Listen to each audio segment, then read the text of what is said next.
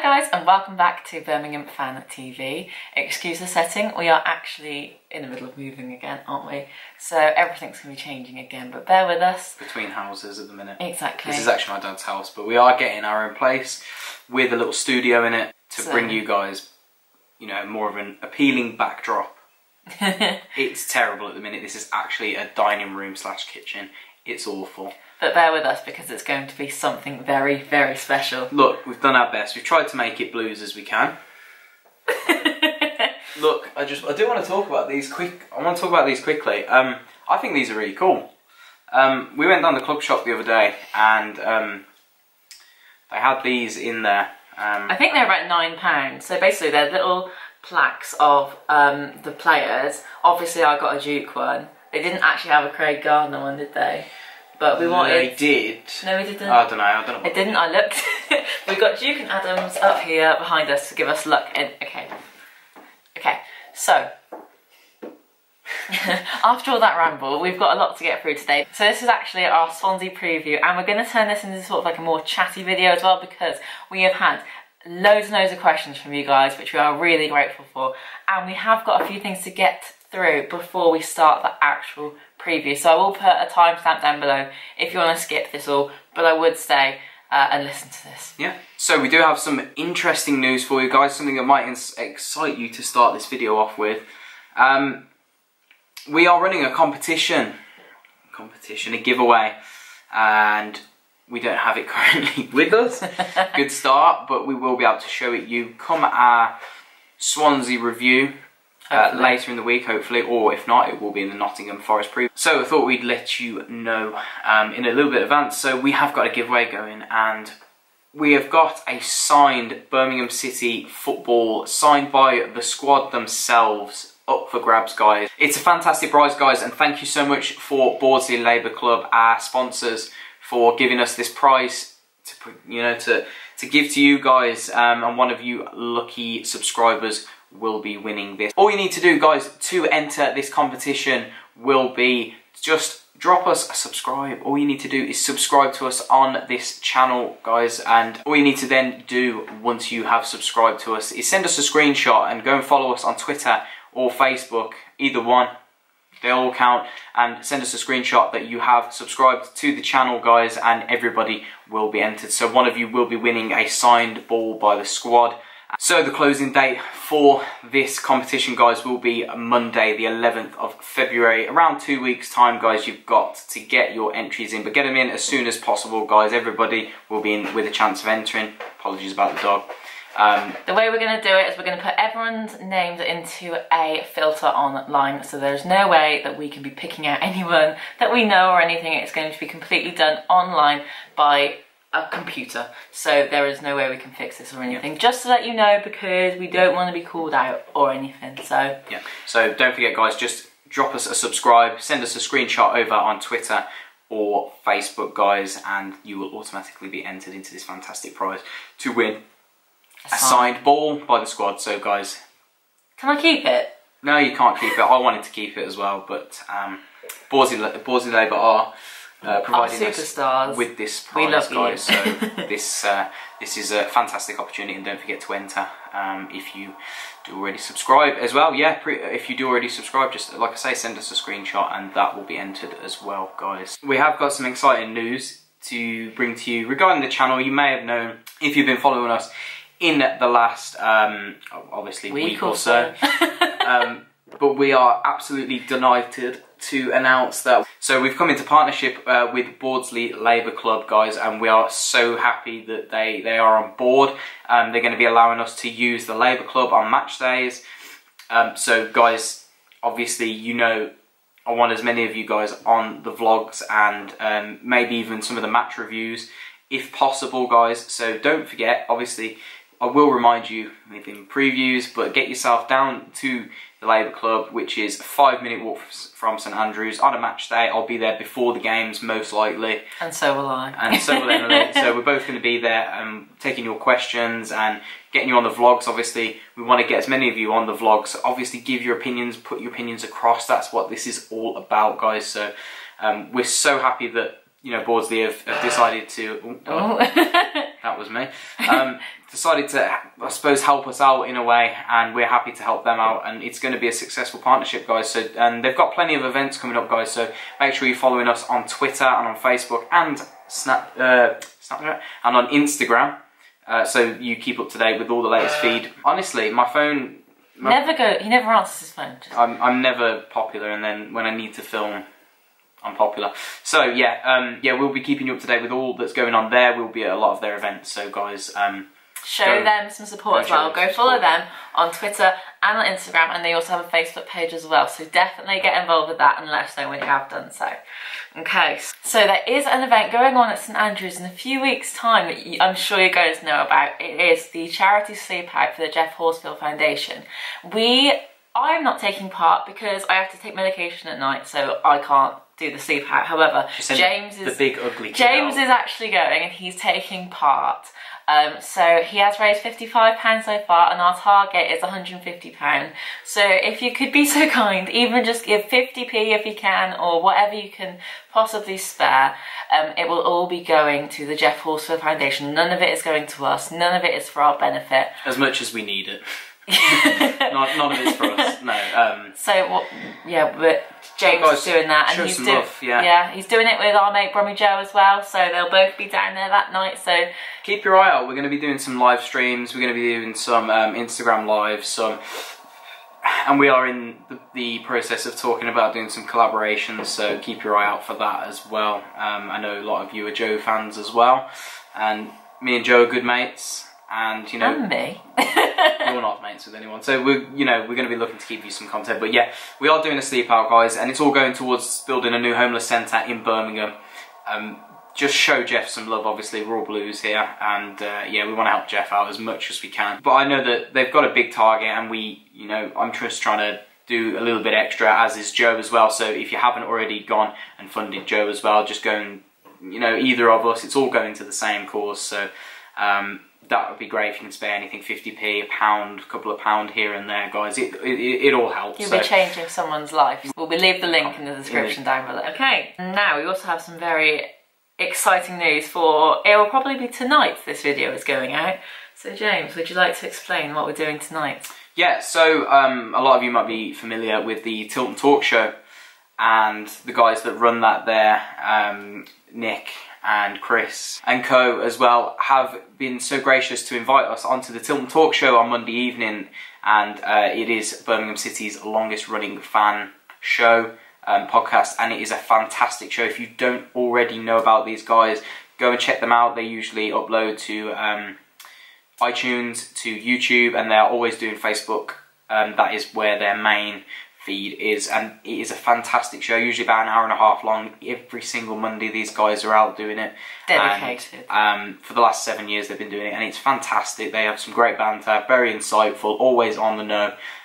They cover everything. They cover the women's, they cover absolutely everything. So we're delighted to be going on tomorrow night, hopefully get some good conversations going.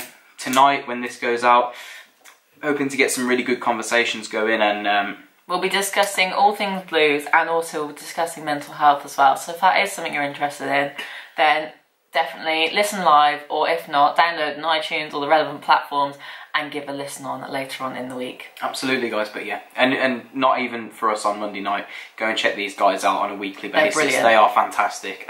We tune in every Monday, and when we're on away days, listen to them in the car. yeah, and we have a lot of their podcasts as well. So yeah, go and show them some love, guys. They are fantastic at what they do. So it's been a busy week, hasn't it? Really, the transfer window is in, when this goes out, into its final week, and we've had a busy sort of previous week. Blues obviously confirmed the signing of Kerim Mrabti. I'm going to continue to butcher that name for the rest of the season. I'll pronounce it. I think it was an 18-month contract, obviously signed on a free, coming from the Swedish league. 24 years old, and dead excited about this one. Obviously, I'm not going to sit here and tell you guys that I know a lot about him, because that would be wrong of me to say. I'm obviously one of these fans that just goes on YouTube and just watches him instantly as soon as we've signed him. Look, from what I can see, he's got something about him. I think I'm more excited because it brings another option to the table. Something that Blues might be missing in the wide positions. I haven't watched anything on YouTube just because after the whole Ndoye debacle, I just think there's no point in looking on YouTube because we'll find out when it happens. So I haven't watched anything. That was a disaster. Yeah, I think that'll teach you. Don't go and watch things on YouTube. Don't believe the internet. Don't believe anybody on YouTube. Except us. No, especially not us. Don't listen to us. But I think the more interesting... I say interesting, the more worrying side of it is what's been rumoured to be going out the door. Obviously, we knew there was going to be interest this window. Che Adams being the obvious target. It was reported on Friday/Saturday that Blues had officially turned down. I think it was Friday the news broke. Credit to We Are Birmingham breaking that news. On the deal there for Che Adams, rumoured to be around £9 million rejected. The club, I heard rumours it was Crystal Palace, and there was 2 clubs interested. I think the other club is Southampton, that was told on Sunday morning by Alan Nixon. And we knew Che was going to, he was going to bring interest, wasn't he, to the table. Look, the kid scored 14 goals in the first half of the season. That is going to bring interest from and a handful of assists as well. It's not just his goal scoring as well. He's all rounded. But that would be a real big shame because we'd have to get rid of that. No, we spent a little bit of money on that, so don't. Yeah, look, we know that I've had a few debates online about price tags, etc. of Che. Yes, we're not in a position where we need to sell. I know people are saying, look, we need to sell to generate money. We need to generate money. No, we don't need to generate money. We don't. I'm not going to sit here and tell you I'm a transfer specialist, but I like to think studying business, football business, I know a little bit. Next tax year. That's all I'm going to say, next tax year. No, look, Blues don't need to sell. What Blues need to do is stick to the rules that they're currently under. There's nothing in the rules that are saying that we are under obligation to sell anybody. Look, it would help our financial records to balance the books, but there's nothing saying we need to. The owners are wealthy enough, but obviously it's just our outgoings that we're worrying. We're trying to balance the books by getting rid of some of the big earners. We need to get rid of the Stockdales, Kujaks, Grounds. Greg Stewart's gone out on loan again. We've also had, with the stadium being sponsored, the name being sponsored, that's also driven a lot of revenue into the club, believe it or not. So if you look at the next tax year, the earnings coming into the club, not far surpass what's going out, but there has been an influx of money going into the club, so it's not like we are losing out on anything now. What they've been very clever to do, the owners have just almost sponsored themselves.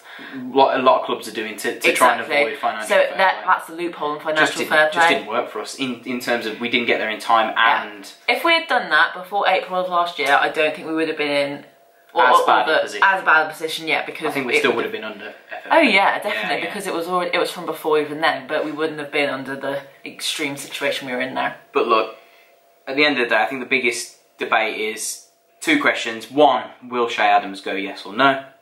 No. No? I think no as well. Even on my birthday. I'd be surprised if he could. I'm not saying it's not going to happen, because obviously with Premier League interest, it's a given that he might have his head turned. Everybody wants to play Premier League football. I said this to someone the other day. He's not going to stay with Birmingham City, as much as he might love the club, to play Championship football. If Premier League clubs come knocking, it's going to turn his head. But obviously the second debate is if we were to sell him, which obviously again we're not in a position that we need to, how much, and that is the biggest question. I'm someone that can, I'll look at the market and see, obviously we see what other people are going for, and people talking about how Dominic Solanke's he's managed to drum up 18 million in a transfer fee and that sort of region. I'd be looking for a starting price, as in starting negotiations of around 15 million.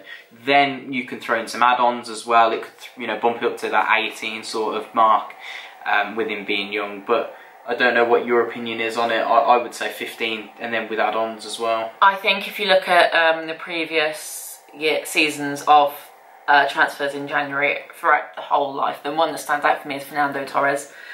He was the first big transfer in January. that he would not have been sold for that much in the summer. So he went for 50 million in January. The form that he was in, he would not have been sold for that in the summer. Personally, I think in January the prices get inflated because it's not a desperation buy, but it's a need rather than a want in a way. So clubs are willing to spend more money to get those players in. Especially, you've got to look at the clubs that are looking at him. I mean, also that season, for that whole Liverpool thing, Andy Carroll was bought for 35 million. Yeah. Which is ridiculous. But if you see what I'm trying to say here, Andy Carroll would never have been bought by Liverpool for 35 million in the summer. Yeah. So what I'm saying is, yes, Shea Adams probably is worth 15 million, but there is no way in a January transfer window that we should take any less than that. No, because never. he is worth, in my opinion, 20 million by the end of the season. But there is no way we should take any less than that. If he carries on and has the same end of the season that he does at start, yeah. I know that was a really long-winded explanation. No, it's true. But I wanted to make it a bit clearer because I personally think in January prices are inflated a lot more than in the summer. Absolutely. In summer you can get bargains, except in Doy. Oh, that's funny. The second one, and probably the more light-hearted and more what's the term I'm looking for? More unrealistic one is Isaac Vassell. Middlesbrough drumming up some interest. I read this morning that we've also rejected a bid for Isaac Vassell from Middlesbrough, too low. Well, that was obviously going to be the reason. Not entirely sure why clubs are bidding for him. He's literally played 2 games and come back. Look, we know the kid's got some talent. We know I think he's going to be a good player. I don't think he'd suit Middlesbrough's team anyway. They're too rigid for Isaac Vassell. I personally think. I thought that. They've got players like Brittas and Belonga and they had Braithwaite. Yeah. They're similar types of players. Not as... I mean, Brittas and Belonga's quick though as well. So they're the same sort of player. I'm not sure what they need an Isaac Vassell for, but I think they're buying because they can see his ability and they can see his potential. But I think that would stagnate his career, in all honesty. He needs to play, no offence. Yeah. Middlesbrough are a top 3 or 4 place team in the Championship, Premier League bouncers. If Isaac Vassell played in that sort of team too early on in his Championship career, I think that might stagnate his progress because I don't think he'd get played every game. Whereas at least for Blues, he'll be playing near enough, even if it's for off the bench every game. Yeah. So I think even for Borough, he'd just be sat on the bench, and what's the point in that? That for him, he's such a talent, that's such a waste. So I think he should stay. They're promotion contenders though, aren't they, Middlesbrough? And that's what he'll see. But like I say, unfortunately that's the way of the world. People see the Premier League, the shining light, but don't think about being able to play football. They're playing in the under-23s is alright for them, and I just think that's not good personally. Look, he's going nowhere. I can't see him going anywhere. I'm not sure why we would sell him. I'm not sure what price tag would be. I'd be looking for 5 million minimum. I'd look at 8. I don't know what price Middlesbrough have offered. I presume it'll probably be around 1 or 2. So, yeah, I don't see that one happening. And can I just say, out of the blue. Lucas Jukovic was the best signing for cheapness. Apart from keeping about £1 million, I think, he paid for Duke. For a striker. That's not bad. For a striker, paid £1 million for Duke, and what he's done this season has been incredible. I think what he's done over the couple of seasons he's been with us, I think he's done quite well. But we're not here to talk about him, are we? Not here to talk about Duke. So, moving on. Coming up Tuesday night. So, coming up Tuesday night, it is a tough trip to the south of Wales. It is Swansea away on Tuesday again. And yeah, it's going to be one of those games, I think, that... I say this a lot of away games, but you would take a point. Swansea are a good side in decent form. Anything from that game is a bonus, and you take it. For a club like us, we're not one of these. We can't demand to go and get results. We can't. No. Even if we were still sitting in 7th and 8th, I'd be saying, well, we can't go there and demand that we win or demand that we at least get a point. I would take a point. No. Well, do you want me to hit you with some stats? Go on. Go on. Let me over here some eyes, bit better. Okay, so I've been doing my research. The amount of times we've played Swansea, we have won 18 of those games, we've drawn 8 and we've lost 8, so brilliant stats, loving that. The last time we played Swansea at the Liberty Stadium was in the Championship. We won 3-2 on the 21st of November 2008, so Marcus just over... Bent and 2 from Kevin Phillips. There we are then. Not that I remember that one, but I didn't go, but you remember? I have good memory. I've got a good memory. The last 4 meetings of Swansea have actually all been at St Andrews. The 17th of August of last year we drew 0-0. The 25th of January 2014 we lost 2-1. 25th of September 2013 we won 3-1. That was in the cup. Yeah, quite a few of these have been in the cup. The 2-1 loss was in the cup as well, wasn't it? Yeah, and the 28th of December 2008, which was in the Championship, was a draw and it was 0-0. Swansea are currently 11th in the league and we are 13th. There is only 1 point in between us and we have a better goal difference than Swansea. If you look at their last few games, the last game was against Gillingham in the FA Cup. They won 4-1 at home. Previously in the Championship, they beat Sheffield United at home 1-0. They drew with Preston away 1-1. Then it was in the FA Cup again, they beat Villa 3-0. That's quite a comprehensive win. And then previous to that, on New Year's Day, they beat Reading away 4-1. So, unbeaten in their last, is that 5? Might be more, I haven't checked that far. 5, well, minimum 5, and, you know, like I said, in good form, anything we get on Tuesday night is a bonus. I'm not saying we go there and accept a 1-0 defeat and say, yeah, well done. Look, I'm not going to be angry regardless because I'm not expecting anything from Tuesday night's game. But like I say, we just go there, don't disgrace ourselves and give them a game. Go and give them a game. Go and attack them from the start, like we've done at Leeds, like we've done at Stoke. We've got to go there and be on the front foot from the start. The problem. Get a bit stagnant. The problem at Norwich was we started well. I thought we started well at Norwich, but we allowed them onto us. We allowed them to press us high up, and that's where our problem is. We are so much better when we're pressing high up inside the opposition half. Not too high, but you know, sort of pressing them around the 25-yard mark in their box, in their half. That's where we're perfect because Shea and Duke will press from the top. And put their back line under pressure. We are no good sitting within our own half like we used to do under Rowett. We were alright under Rowett, but different team, different style, and it doesn't work anymore, and we need to be better than that. So we have got a few questions from you guys. I have asked you on Facebook and Twitter as well. So in their last home game and their last league game, a 1-0 win against Sheffield United, they lined up with Mulder in goal, a back four of Norton, Van der Horn, Roden and Roberts across the back line. Obviously Van der Horn, Premier League experience, Norton, Premier League experience again. A midfield 2 of Leroy Fer and Grimes across the midfield. So they're sitting up with that sort of 4-2-3-1, 4-5-1. Say every week, everybody seems to set up with this system with the 3 in behind the striker. They got Dyer, Selina and Routledge across the forward 3, and then leading the line is Ollie McBurney up front. So, and I know McBurney's in some decent form at the minute, played well last year at Barnsley, so he's one to watch. Obviously Leroy Fer with a lot of Premier League games under his belt, he's got a lot of ability. Yeah, we need to, there's a lot of talented players in there. Selina, for them, is another really good player. So yeah, there's a lot for us to contest with. We really didn't handle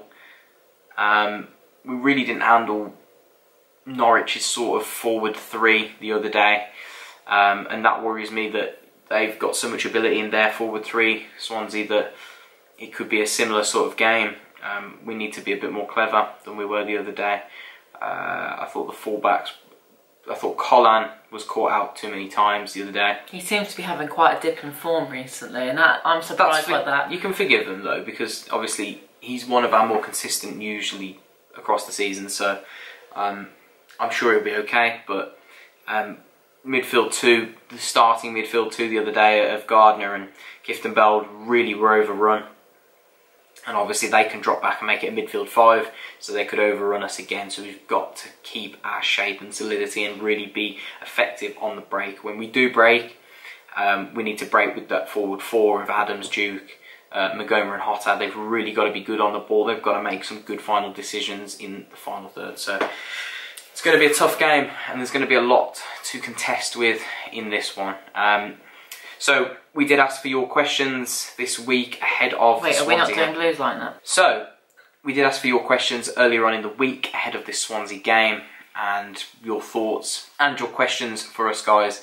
So we're going to try and get through as many of those as we can from Facebook and Twitter, guys. So we have had quite a few. The first one being from my lovely friend James Smith. And he says, how do we bounce back? Do we change things or keep them the same? And also, is it too soon for Mrabti? Mrabti, sorry. Mrabti. I think it is Mrabti. Yeah, why is it Mrabti? That's because you keep saying that, and I'm like, yeah, I know, it's my fault. Mrabti. How do we bounce back? How do we bounce back is going back to basics. Craig Gardner. Oh, I've said it. I've said it. Every time he's come on recently, he has been our best player, apart from Shadams. Yeah, look, I think Craig's... Bring Craig back. I think Craig's been the best out of the midfield three that we have as an option. However, like I'm saying, the way we bounce back is going back to basics and doing what we do best. And with all due respect to Craig, that is keeping a solid lineup again. Consistency is key. I know you want to see Craig. I want to see Craig. I just think he has so much passion. I always say this. I really admire him. Passion. But then again, I just think the midfield is our weakest link. But then again, I think our wingers are our weakest link. So having Mrabti come in, I think, well, I personally think will push Magoma and Hotter to work a lot harder, because they have been our weakest links in the last few games, since probably before, possibly. Just after Christmas. Hotter maybe. had a good game. Hotter is hot and cold. Pardon the pun. Pardon the pun. He's hot and cold because some games he's really good. Other games it's like he's not even there. Yeah. And what annoys me at the moment with him and Magoma is there is so much effort being put in by the rest of the team, and those two wingers should be doing a lot more, and they're not. They're walking and they're just not doing what I want to see them do and what we know they can do. Now Hotter has more of an excuse because he's just come back from injury. However, it's been a good few weeks now, and so is Mags. But why give a half-hearted performance? I think Mags has been given some half-hearted performances. I don't think Hotter's been given half-hearted performances. I just don't think he's quite been up to shape. And then, do we change things? Well, I think no, personally. I think Mrabti needs to start on the bench. Give him 25 minutes off the bench. Give him long enough to make an impact. But if we're not playing very well, throw caution to the wind and stick him on. Yeah, if we're drawing with 25 to go and we need to change it, then go for it. If we're losing, change it again. Why not? Give him a go. But if we're winning, park the bus. Yeah, if we're winning, hopefully Mark Roberts is back, so put Mark Roberts on. Stick with big guy. I love Robert. I love him. I think he needs a chance to play again, but with the two centre-halves playing as well as they have this season, he's got no chance at the minute. So. Okay, so another question from Alan Webb is also about Mrabti. Who do you think he should replace? Gary sees him as a ball-playing midfielder / winger. Would you play him instead of Hotter, Kieft, Mags, or one of the Gardeners? Mags. Yeah. Every time for me, I'm sorry. Look, what Mags brings to the table is a lot of pace and a lot of power, but he's just not been doing it recently for us. I think that... It's really sad because he's got so much talent, but... And he showed it last season consistently, and he started well this season, but... and we've seen glimpses of it, like Stoke at home. He was great. He's had games like Rotherham at home, where I thought he was really good. Not Sheffield Wednesday. There's been other games as well, where he's been really good. He just doesn't have the consistency, and that can be changed. But I think if anybody, it's got to be him. I think Hotter brings too much to, when he's on it, when Hotter, is playing the way we know he can play, he brings too much to the table.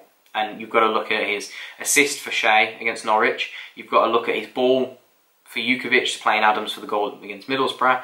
You've got to look at what he did in the second half against Middlesbrough. I thought he had a good game against Norwich. I think Hotter's playing much better. Mrabti's not going to change the mid. He's not going to go for the middle two, because the middle two are both holding midfielders. They are physical players that break the game up. The way Gary plays, he breaks the game up, both of them, and they give it to the wingers or the forwards as quick as they can. We attack with those forward four, and then the fullbacks get on a bit as well. So yeah, for me, Magoma. Yeah, I agree. Ben John Tolley said, "Can we change the formation and work on passing the ball from the back instead of hoofing the ball?" I agree with that sometimes, to be fair. Yeah, look, sometimes we hoof the ball too much. We played too much Route 1 against... Blackburn. Blackburn was so painful. Blackburn for 60 minutes. Hoof ball. The second half against Brentford, too much. I didn't think we were too bad for the Route 1 against Norwich, to be honest. I think we were okay. But in terms of, I don't think we have the personnel to play out from the back. Lee Camp is not a ball-playing goalkeeper. I'm sorry to say it, he's just not. He's not going to do that. Michael Morrison cannot, with all as much as I love Morrow, he's not a ball-playing defender. He's not going to play the ball out and hold on to it like a. He's a hard nut header, knock it away. Puts his body on the line. He's a man centre half. Harley Dean can play the ball out. He can play football, but like I say, we haven't got a John Stones in there from Man City who can knock the ball around and play as a midfielder as well. You wouldn't see any of our two centre-halves in there. So, no, we're not going to change the system. I think we need to be more effective with the ball. But, you know, our key is being better in the midfield. And the full-backs as well. That's where we're going wrong at the minute. Okay, so our next question is from Terry Zulu Dempsey, and it's, how do you see Blues in the next 5 years? Oh, I love that question, it's always interesting. How do we see Blues in the next 5 years? The same as now. I think it's tough, because I think if Gary Monk stays in charge, we've got a manager there that can take us up, first of all. He can do it. I think we've got the core of players that can take us up. I think we've got decent enough owners, as long as we sort the FFP out, which, like I say, I don't think they knew about. So it was something that which is stupid. Which is stupid in itself, but I think they broke it without knowing it. I think if they know now that they won't break it. So hopefully we can resolve that, get that sorted, and get some spending under our belts, and just improve a few areas that are needed. In 5 years' time, where I'd like to see us, or I'd love to see us back in the Premier League, obviously. Just simply for the financial gains and the international gains. But where can I see us? I can see us, yeah, pretty much where we are now. Challenging though at the top. I mean, serious contenders like what Middlesbrough are now. Not playing Middlesbrough football, but hopefully not. Play, like, you know, that where Derby are, where Middlesbrough. I can see us being there. I really can. I'm not saying we can't do that sooner. We could do it in the next couple of years, 2 or 3 years. I think Gary Monk's the key. And he needs a few more players, and we need much better depth. But if we had depth, a little bit more quality in certain areas, and keep Gary Monk, yeah, I think we're more than capable of challenging in the next few years. Now heading on to Twitter, we've got one from Greg Dalbert, and his first question is, does Monk need to change the team at all after 2 defeats on the bounce, or should he keep faith in them? And have we seen the best of Hotter in a blue shirt at all? Do we need to change the team? I think we've answered this one. I don't think we do, no. I think, I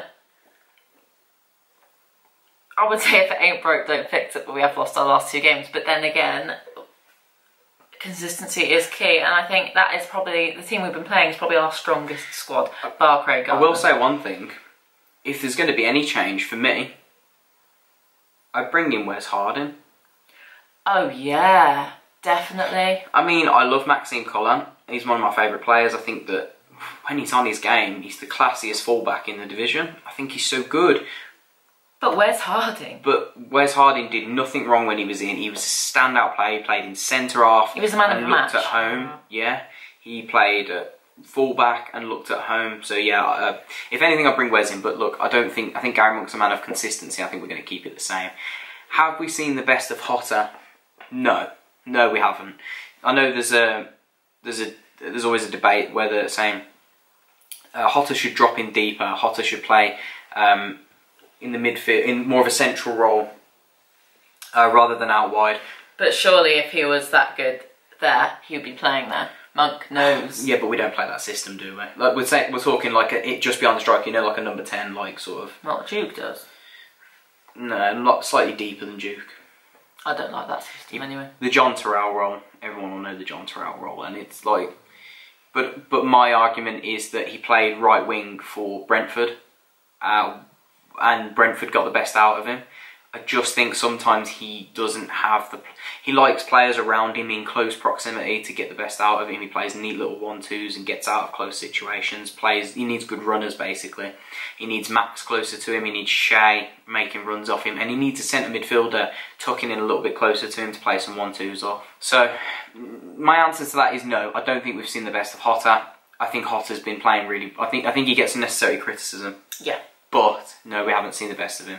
He is still a £6 million player, and I believe at times he shows it, but needs a bit more consistency from him. So, from Birmingham Joe, hey Joe, do you think the new lad will be utilised right away? Would you make any changes to Swansea? Will be another tricky one, going for a hopeful 1-1 myself. Well, I think we've actually answered them. Don't think Mrabti will be used straight away. Be on the bench, and I'm sure of it. I wouldn't make any changes for the trip to Swansea. No. If we answered that question earlier, we would have gone into more depth, but you get what we're saying. From Bastian, are you worried about the possibility of a points deduction putting us just above the relegation zone? Well, personally, if we do get the point deduction and end up just above the relegation zone, the way we've been playing this season, we won't get relegated, we'll be fine. Yeah, look, I am worried about points deduction.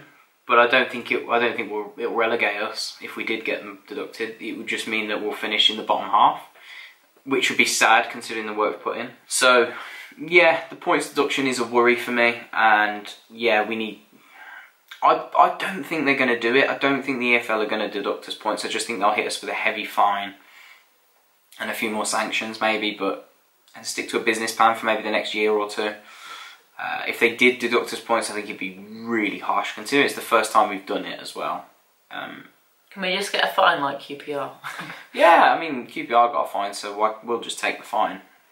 I mean, I'm sure we'll learn from it, but yeah, can't see us getting relegated, but we'll be disappointing.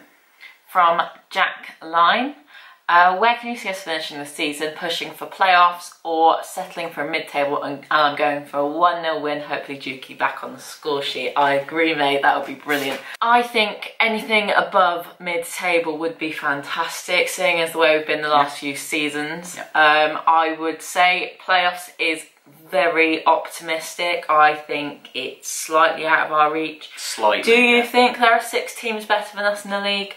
I think so. Yeah, I think that is the question, isn't it? Is the 6 better teams? The answer is yes. Are there 10 better teams, though? As my old man always says, anything above where we finished last season is progress. We've got how well we've been all season. If we can push to 9th, if we win on Tuesday night, top half would be a phenomenal finish. Anything top half. We're losing a little bit of steam, so hopefully we can pick a bit of form up and finish top half. So we've got the ability to do it as well. John Gardner, do you think playoffs are still a realistic ambition? No. I'm sorry. No. I think it's so optimistic. It's madness in a way, because there is... Yes, we probably could, but then again, the way we've played when we've lost has been so polar opposite to how we played when we've won. The consistency is sometimes not there. Yeah. So I don't think we are consistent enough to get that top 6 level. And then when we got that top 6 level, would we be able to beat those teams in the playoff final places? Well, I suppose ultimately, if it's mathematically possible, it's realistically possible. In a way, we're not too far off the playoffs. And do we have some players that have the ability to get us in? Yeah, Shea, Duke, Mags, Hotter, Colin. They're all players that can be in and around the playoffs. We've got a great togetherness and a great manager. So I'm not gonna rule it out just yet. I think that if we can pick up a few wins over the next few weeks, yeah, it's certainly still an aim. I think personally we'll fall just short. I think we'll finish around 10th, I think, but not too far away. And that's a really good finish. And then hopefully we can build on it next season. So I'm remaining hopeful. And our final question is from Matthew. Where do you think we'll finish at the end of the season? For me, anything above 13th is brilliant. I think I said 13th or 12th in my season preview at the very start. I'm going for like 10th or 11th, somewhere around that position. I think that'll be fair. I'd be dead happy with that. Dead happy. Honest to God. That might be, people might say that's being a bit negative, but where are we? We're currently 13th at the minute. I think something stupid. We are. We're like 13th. That. But obviously we're a game in hand. We've got a game in hand. Well, 13th. Swansea are 11th. There's 1 point in between us, like Exactly. I said earlier on tight. in the preview. So it is very tight all the way up there. Okay, just to finish off, and we got one more that I missed out because there's so many. From our friend Nathan. Hi Nathan. How many goals do you think Shea could get for us this season? I'm going to go for 23. Providing he stays. Yeah. Providing he stays. Yeah, 23, 22. I think I can see Duke picking up a few more. 23 sounds about fair. Yeah, I can't disagree with that. Yeah. Obviously, providing he stays. I'm hoping he does. So, yeah, 20 plus mark is where we're looking at. I think Duke needs to get a few more as well. And we need to add a few from wide positions. So, yeah. Okay, just to finish off, I think we're going to go through what our Blues team will be for Swansea. I'm sure ours will slightly differentiate, as it always does. I do believe it will. So go on, James. You start off with your Blues lineup against Swansea. My Blues lineup is unchanged. I wouldn't change it. And what's the point? Do we have players there that really going to come in and change it for us? Apart from Craig and maybe Wes Harding, no. I think that Wes could play at home if we need be against Forest, and the same with Craig. I think Craig's more of a home game sort of player. You can bring him off the bench away from home. So Blackburn. Yeah, like I said, bring him off the bench can be an impact player. But I'm going with unchanged. I don't think there's a need to change at the minute. My team will be Camping goal. Along the back four, I would have Pedersen, Morrow, Dean, and Wes Harding. So I'd have Conor Mahoney, Hotter. What? Conor Mahoney, Hotter, Craig Gardner, and Gary Gardner in midfield. You've lost. And then I would have Duke and Adams up front. Bearing in mind, right, hear me out here, I'm listening.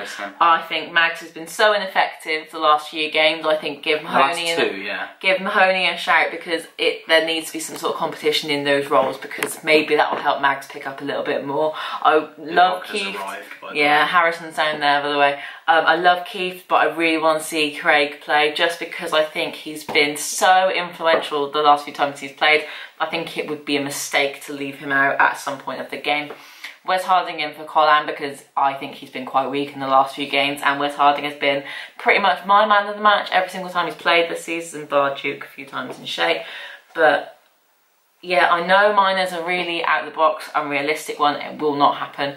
But that's what I would personally like to see. Throw caution to the wind and give it a go, because why not? Yeah, I'm going to put a bit of a dampener on it. I'm going to go with a 2-1 to Oh, get Swansea. out. Get out. We don't want your sort of negativity on this video. I hate my negativity too. I don't usually go for an opposition win. You don't. It's really weird. I just feel it's going to be a tough game, and places like Swansea we don't usually win. I've say this and we probably go there and win, but I'll take a point. I'm hoping for a point. I would take so it. So you're thinking a loss, but you're going to get a point?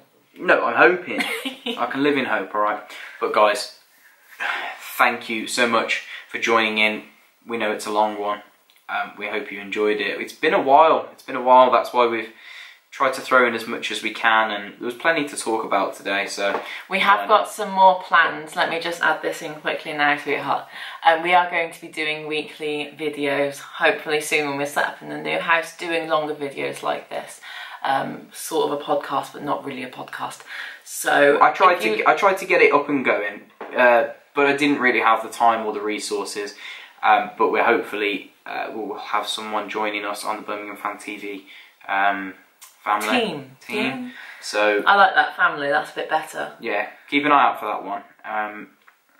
And we will be probably moving into a studio in the near future, guys. So keep your eye out for that one. But if you liked this video being talkative, long, let us know down below, because this is exactly what we're probably going to be doing in our longer videos.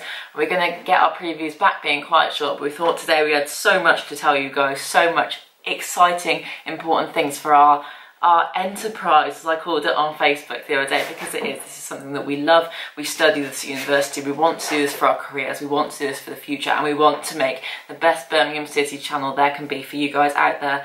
So leave your comments down below, let us know what you thought. Leave a like if you did enjoy it. Let me know down in the comments your questions for next week. Any questions you can ask me and Emily, pretty much anything. within reason. We've had some few dodgy ones, and I have been on the blocking brigade. Have you? I quite enjoy the weird ones. I'm not going to repeat them, but I quite enjoy them. Only when they get a bit personal and mean, then I'm like, but I can take anything, but I can't take that. Alright then guys, thank you so much for watching if you have stayed this far into the video. Thank you guys so much for watching. We are so grateful to be doing this, and we are so close to hitting our next goal of 1,000 subscribers. We are not actually that far away, realistically. Tell your friends, tell all your Blues fans, ignore the dog, he's just walking around now, we've woken him up. And thank you guys so much for watching, and we will see you in our Swansea vlog. Yeah, guys, keep your eye out for that one, and keep right on. Keep right on.